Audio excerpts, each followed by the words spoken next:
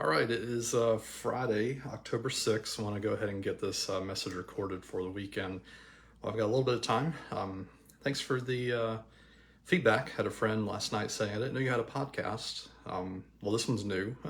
I've had the political podcast for a while, but again, thanks to know that the word is getting out. So again, welcome your feedback, and let's go ahead and start with the news. So, testing the waters, a couple of updates here. JetBlue this week did approve my Mosaic status, moving on up to the east-west side, whichever one you want to call it. So I'm Mosaic level 3, they call it. Everything that I'm learning about it so far.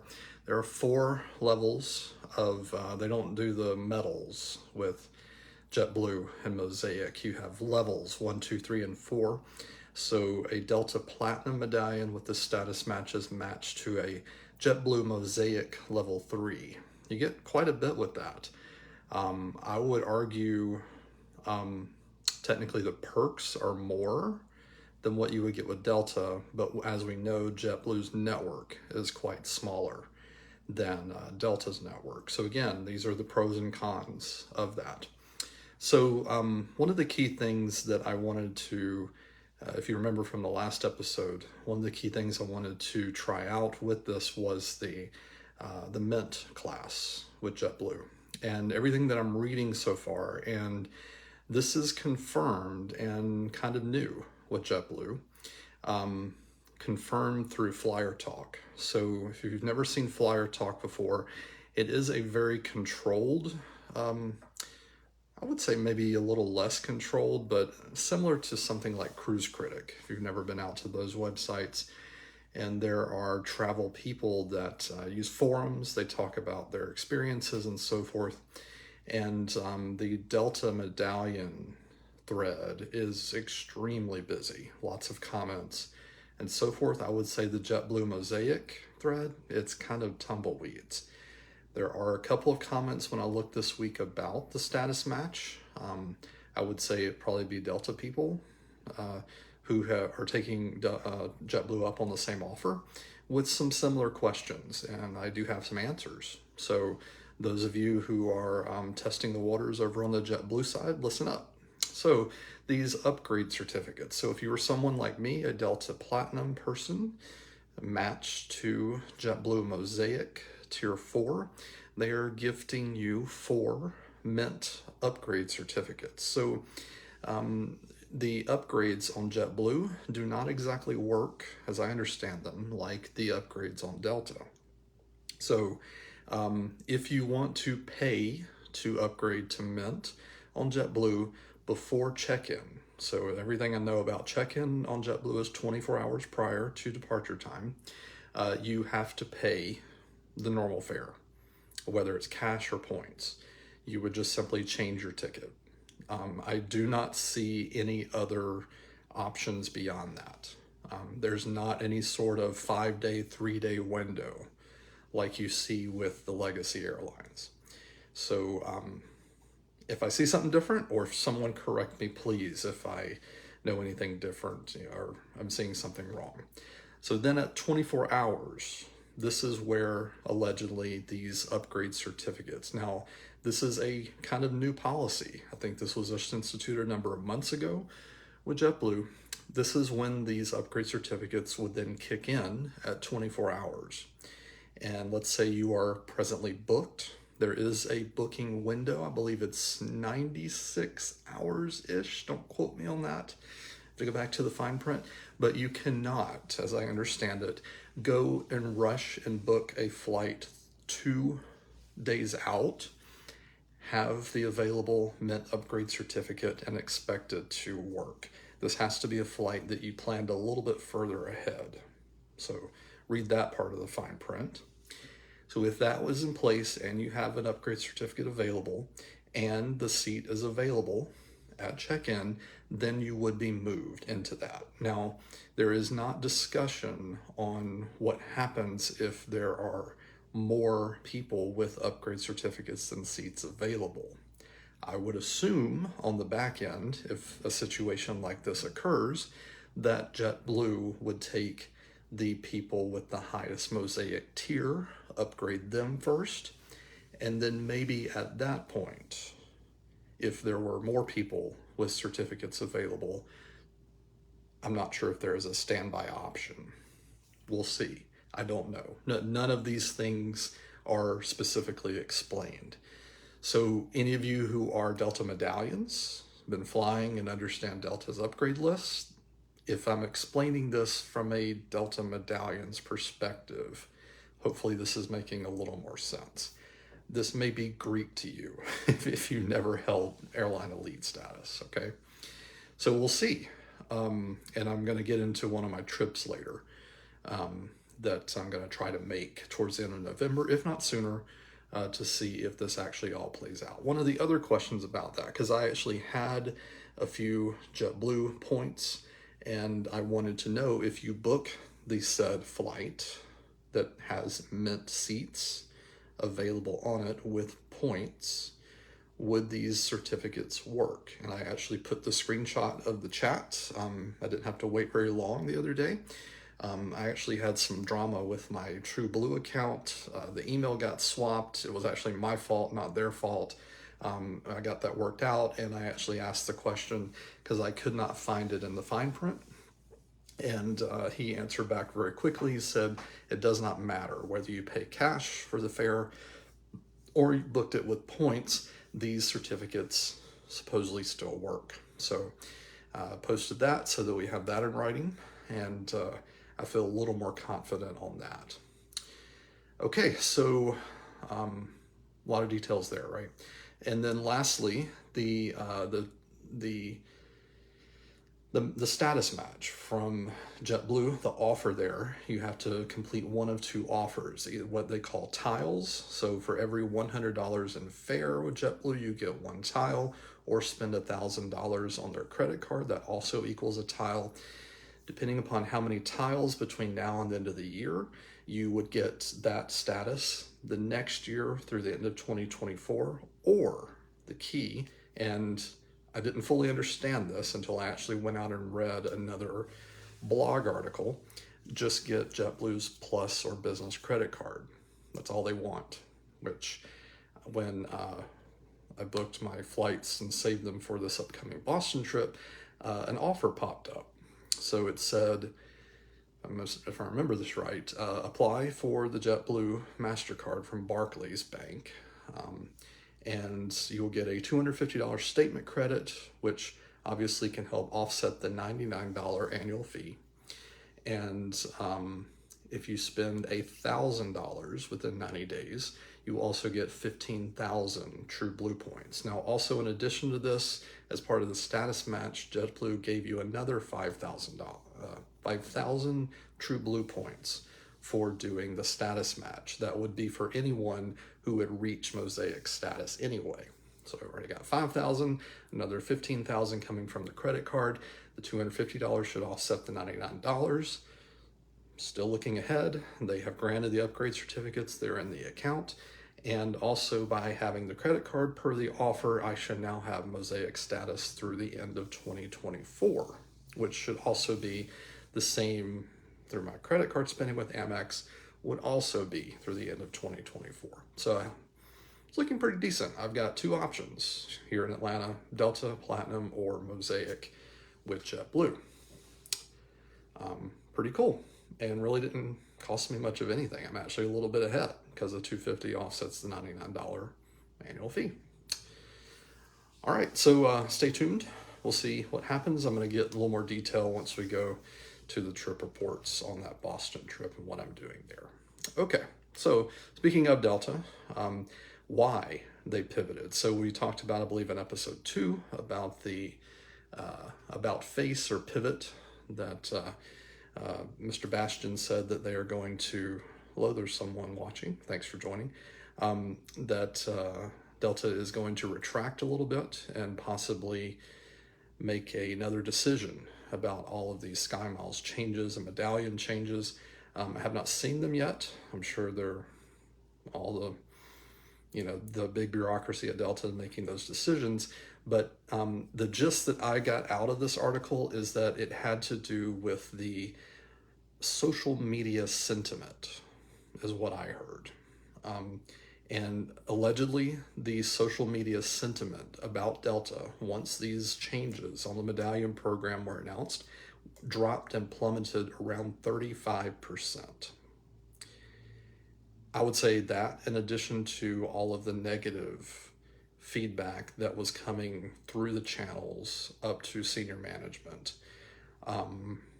is why they're pivoting. We don't know what the new program is going to look like. I guess that's all up for discussion, but take that for what you want to hear. And Ed said, we are listening. So stay tuned. We will see what happens there. So I've posted that article. Head over to the Facebook page, My Upgrade Offer. Follow us there, and you can read more details about that. Another news item. SAS, not sassy, not what, but SAS. It is a Norwegian airline. SAS stands for Scandinavian Air System, if I'm not mistaken. It's been around for quite some time. They did survive COVID. They are bailing from Star Alliance. This caught my eye the other day. This is another article you can also read over at My Upgrade Offer. And where are they going? They're going to SkyTeam. Apparently behind the scenes, a little bit that I read, there is an investment coming from the likes of Delta, KLM, Air France, who do have, they're all in bed together. And apparently they made an investment in Scandinavian Air System, which when they were looking at all the little details there, it might make sense that now we own part of the airline that you not be in bed with United, Air Canada, etc. So it looks like that date is set if you want to read all the details there. But I thought that was interesting because Delta pretty has a strong foothold. They already have ties over there with KLM, Air France, what is now Alitalia, once they rebirthed themselves as ITA Airlines. So we shall see. But that's an interesting alliance over there. If you're looking on the other side of the fence, if you're thinking about Europe, Lufthansa, Swiss, those guys, as far as I know, they would stay in Star Alliance as the competition over there. On the AA side, again, on that side, you've got British Airways in bed with American Airlines and that alliance. Also, don't leave out Virgin Atlantic. Delta has a pretty substantial investment with them. If you ever have booked a flight with Virgin Atlantic, you might notice that their website looks a lot like Delta's website. Imagine that. So, all right, moving on. Another news article from today. The ATL exploded with passengers today. Monday, the new name for it, I believe, is Indigenous Peoples Day, but people more likely know it as Columbus Day. The better politically correct way to call Monday, but it is a 3-day holiday weekend for me. I'm glad it is finally Friday.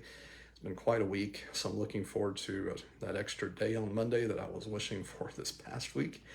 But apparently that made Atlanta explode today, and folks were all up in a tizzy. The white folks don't like to wait, and when white folks start having to wait, they start freaking out, and newspaper articles and news people start writing articles about it. So bless your hearts, sorry you had to wait at our world's busiest airport. You should have known that might happen on a holiday weekend.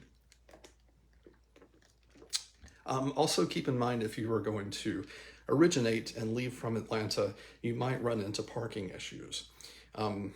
Pro tip from me, if you want to park and leave from Atlanta, you need to go online and use someone like Parking Spot or any of the other fine off-site parking lots on Camp Creek and find the best deal. Use a coupon like AAA or whatever the best deal might be. Park in one of those lots. Use one of those nice little shuttles. They take you right up to the airport and will pick you up when you come back home.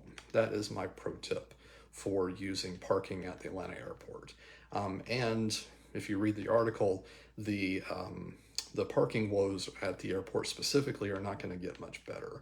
They're about to close one of the garages to, I believe, make the garage bigger or wider or something of that sort.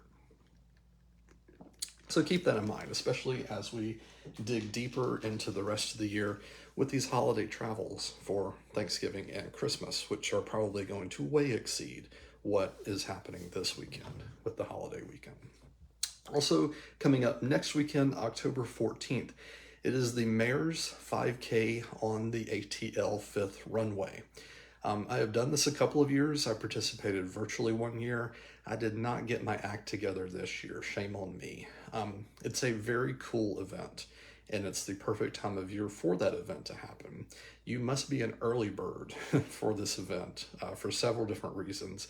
I think I missed the deadline to register, number one, so I was not that early bird, but you have to get up around 3 a.m. Because what happens on that Saturday morning, October 14th, is you must be at the, it's not the World Congress Center, it is the Convention Center right off of Camp Creek. There are buses from MARTA, usually Woodward Academy, that take you from there to the fire station that is near the 5th runway. There is no parking over there for security reasons, and they just don't have it available. And then you have to kind of clear some private security because you're going to be on an active 5th runway at the airport for the 5K. Now, I may actually post the previous video, and usually my friends over at the Airline Pilot Guy podcast do cover this, and I'm not sure if Dr. Steph is going to make it this year. She has said in the past, Dr. Steph is on the Airline Pilot Guy show there. She is a runner, and she's in a whole lot heck of a better shape than me, but I'm not sure if he's going to make it this year. But over on the, where was I going with this? So the, yes, so again, all this starts around 3 or 4 a.m. because they have that runway up and running roughly by 9 or 10 a.m. There is a NOTAM, Notice to Air Missions, formerly known as Notice to Airmen, that 5th runway is closed for a good solid 5 or 6 hours. This is the 5th runway, though. It's not probably the busiest of the other 4 runways, but a lot of the professional or almost professional runners like this course because what else is flatter than a runway? You're not going up and down hills and so forth, so it is a great place for those that are trying to get a time trial for other, bigger events to get a better, seed placement. I wish I was in that good of shape. Unfortunately, I'm not. But I will hold this accomplishment. I think they call it the slag wagon. This is the wagon that follows behind everyone and picks the people up that did not quite make it all the way around. That has not picked me up. However, there is a shortcut. So I have not actually completed the 5K in the time allotted. I wish I could. I'm not in that good of shape, but I have taken the shortcut. So I call it the ATL 3.5K. So, hey, I've done it twice, and unfortunately, I didn't get my ducks in a row for this year, but it's an amazing event. If you are doing it or know someone or want to do it next year, highly, highly recommended. It is a really neat event. All right, so those are the news items that I scrounged together. Moving on next to where I've been and where I'm going. So actually tonight we're going over to a friend's house to prepare for our cabin weekend in Ellijay. We're mostly going to be drinking, but otherwise, who's going to be cooking what? Are we going to bring some games? Probably going to bring some firewood up there because it's getting to be that perfect time of year. So that is happening in a couple of weeks, as I talked about already, and also alluding to that Boston work trip in late November. So this is where I wanted to pick back up with the JetBlue stuff. So I did price the flights. So the 2 non-stops that I'm aware of, well, there's those other airlines, Spirit, and I believe the other. Interestingly, Southwest does not have non-stops from Atlanta to Boston, to my knowledge, which is an interesting decision by Southwest. AirTran, as far as I know, did have non-stops from Atlanta to Boston. So my options, if you were looking to fly non-stop, are pretty much JetBlue and Delta. Delta was more expensive, round trip. They were coming in just over 300 round trip. So then I went over to my new status with JetBlue, and again, I had those points there. So that Wednesday, it's around 7,900 miles one way. If you want to put that in, that's about $80 in cash as the equivalent. That's not bad for a one-way flight. And remember, it's going to come with all those extra perks. I won't have to pay for bags, just like I would not have to pay for bags on Delta. They're also throwing in some free booze if the flight attendants have time to come through the aisle, just like if, I would likely get that Comfort Plus upgrade on Delta. So I'm up there. There is a town hall happening that Thursday. I may stay through Saturday. The flights were a little cheaper on Saturday than Friday. We'll see, to see my coworkers and all. The trade-off, though, is Boston hotels are not the cheapest. However, this is getting into less of a prime vacation time. Boston is around that time is getting cold and snowy / icy. So the actual hotel costs are cheaper than the summertime. So we'll see what that ends up playing out. But it looks like I'm maybe coming home Saturday. So what I've done currently, because again, one of the points of doing this JetBlue match was to look at their Mint service. There is a flight from Boston to Los Angeles that offers Mint service. That booked with points was also around 8,000 TrueBlue points, aka $80-ish. And then next from Los Angeles to Fort Lauderdale is also a Mint offering. And that actually was booked as another one-way ticket, Los Angeles, Fort Lauderdale, Atlanta. And that was roughly, I want to say it was around 8,500 to 9,000 TrueBlue. And I had enough to, go ahead and, as I say, save those with TrueBlue points. So again, I'm looking at, I had them available, so it didn't cost me anything, just the $5.60, per ticket there.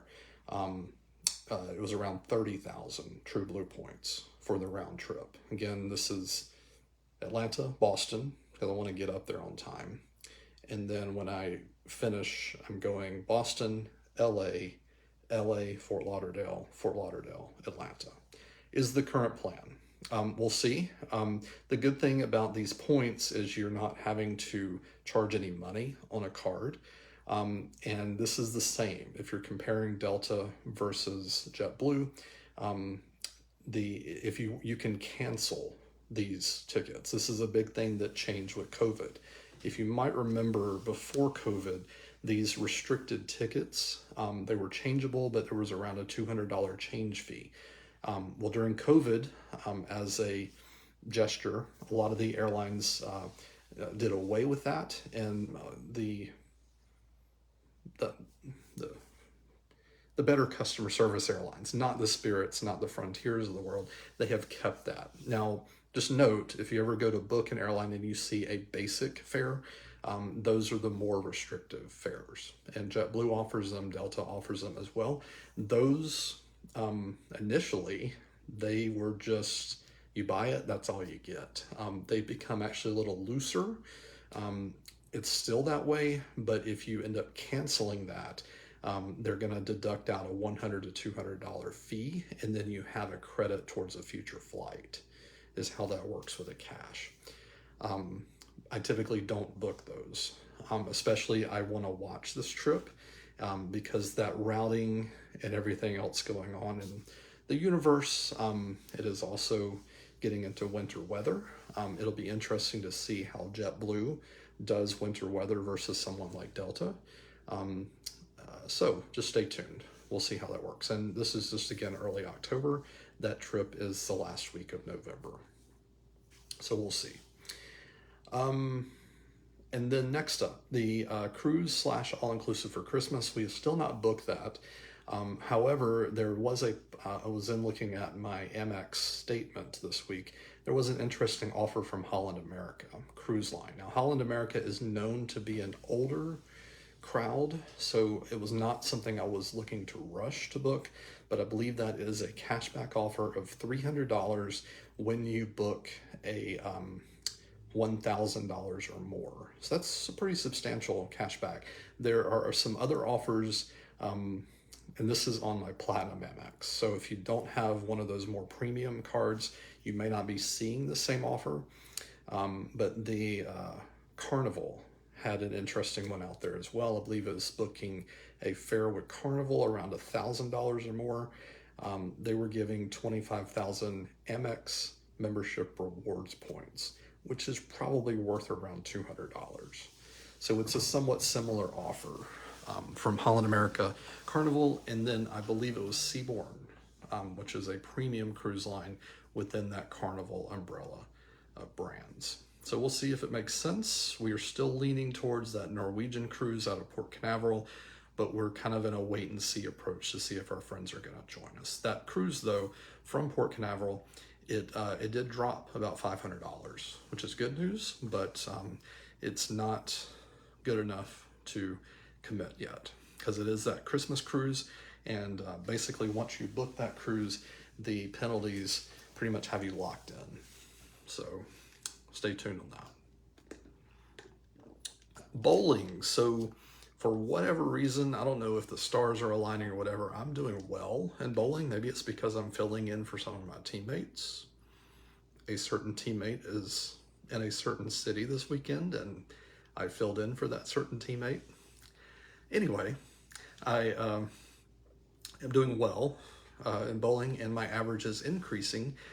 That could be a good or bad thing for San Antonio in January, but we should have a team formed to go to San Antonio, Dr. Martin Luther King weekend in January.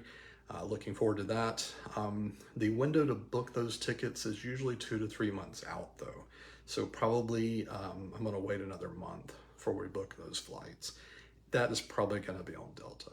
I don't think that JetBlue is going to have a decent itinerary and or something that my other half is going to want to get on. He doesn't like to connect. He doesn't really like to fly like I do. Stay tuned there. Ireland, August 2024. I think I did go out to Google Flights. No, I did not.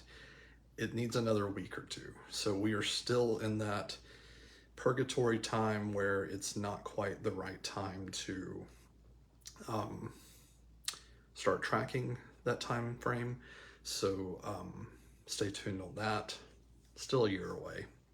Almost, 11 months. It's ticking down, but that's still far way out to make some decisions on that.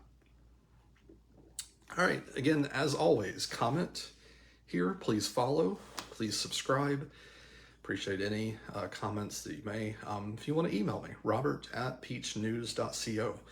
Welcome all feedback. I would like to make this as interactive as possible. And the upgrade fund, I am going to start posting a link to Patreon. If you'd like to slip me a couple of coins, I wouldn't complain. But I don't want you, just like my friends over at Airline Pilot Guy, he calls his the coffee fund. If you have a bill to pay, pay that bill first. Do not send me money first. That's just my thing. But I don't know where this is going to go. Again, this is just my third episode, and who knows?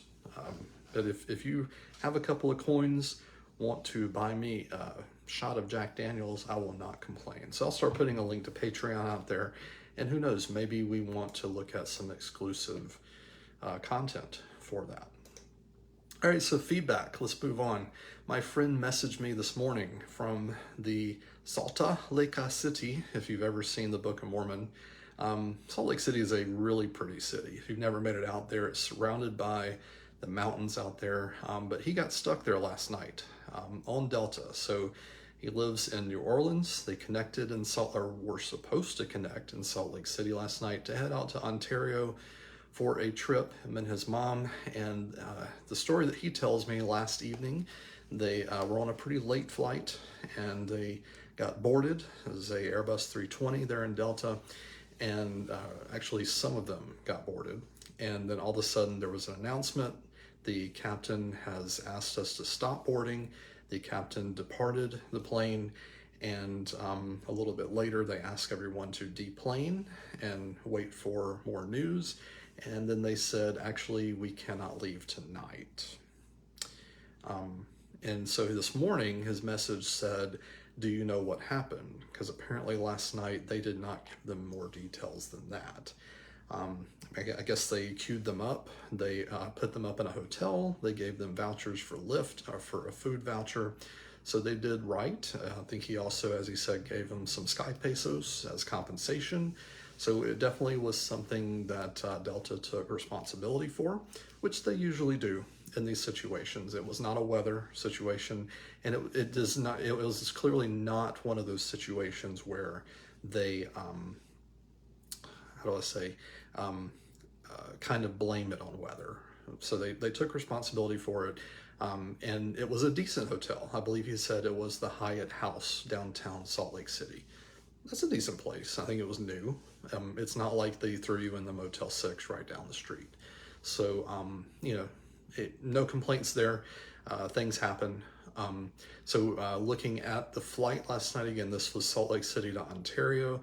It was delayed boarding, never canceled, and it left out this morning. So he later got an official response. It ended up being a maintenance issue, and they apparently decided to pull a crew member from that flight to operate a different flight last night, which made them short, and then of course not able to operate that flight, and so it left this morning. So just want to share that experience. Why not everybody gets to hear the full why, what happened. Usually, again, when these things happen, irregular operations, or not necessarily wide scale irregular operations, as airlines call it, just things happen like this, kind of one off. You don't necessarily get to hear the full story, right? So just sharing that. I'm not saying anything's good, bad, and different. Should they have gotten there last night? Yes, but they didn't. But that's why. Things happen. He also got compensation for it. All right.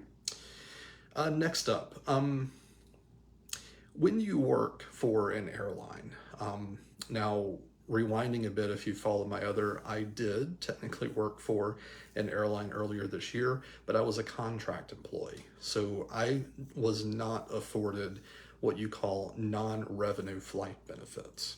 So if you are a direct airline employee, or some subsidiaries also afford non-revenue flight benefits, you are able to use said non-revenue flight benefits to get on seats that have not sold on flights. And this is again called employee non-revenue travel.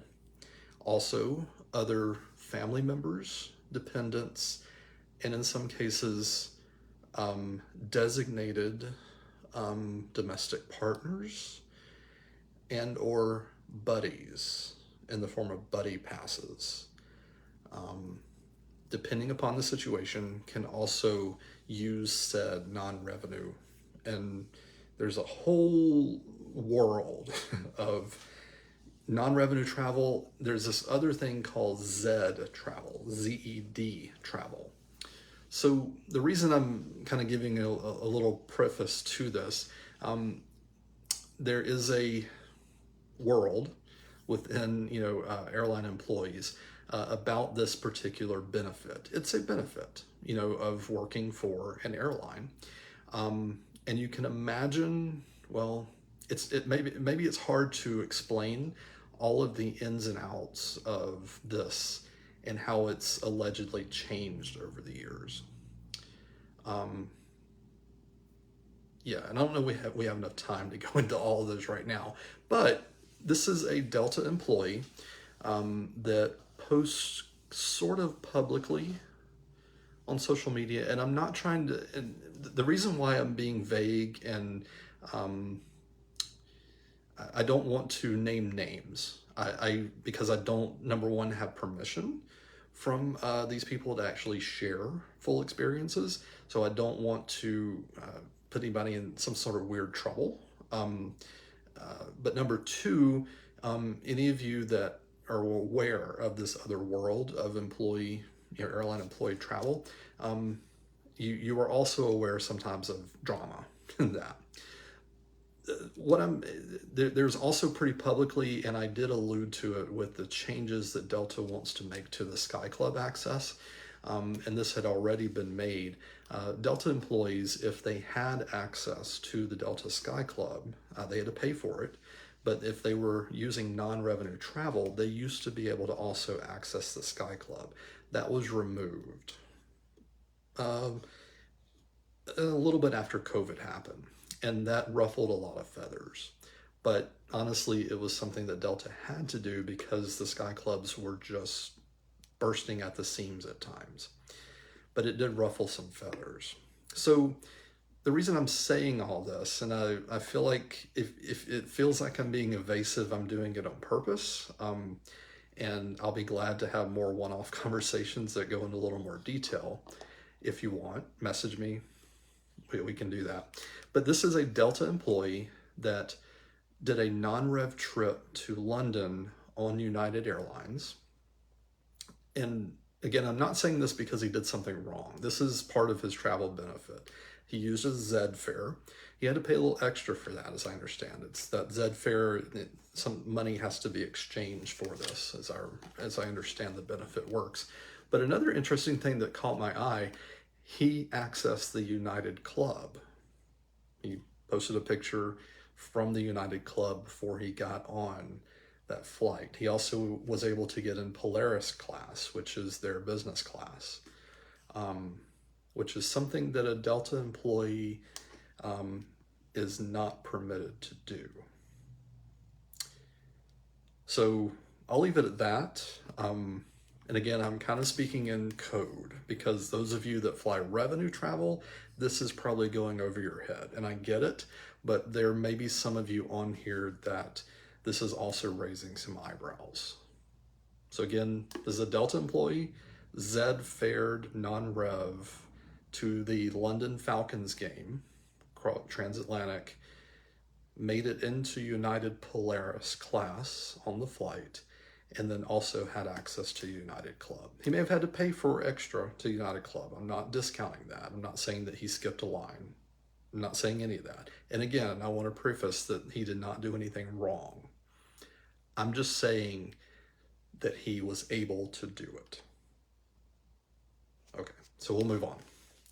Lastly, again, I mentioned my friends over at the Airline Pilot Guy show. I have hung out with them, although it has been a while. I do need to see them. Captain Jeff is going to retire any day. Hopefully that's going to give us more opportunity to hang out.